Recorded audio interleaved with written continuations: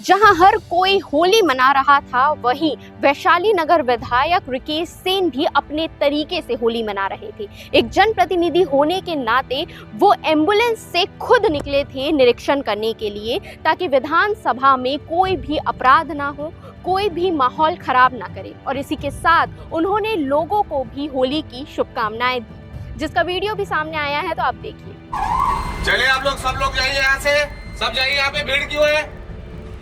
भीड़ क्यों है यहाँ पे? चलिए यहाँ से निकलिए आप लोग। कौन है दुकान का संचालक? क्यों भीड़ लगे हो यहाँ पे? चलिए यहाँ पे। कौन है दुकान का संचालक?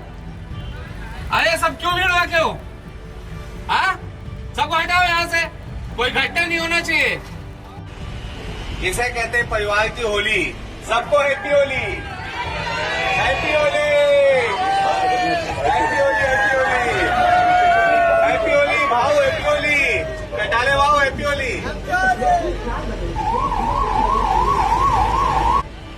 हैप्पी होली सबको, सभी को हैप्पी होली, सबको हैप्पी होली, पूरे सिंधी समाज को हैप्पी होली। देखिए ये सिंधी समाज है और सिंधी समाज जो है कितने अच्छे तरीके से होली मनाता है। सबको हैप्पी होली, बहुत बहुत बधाई होली की आपको।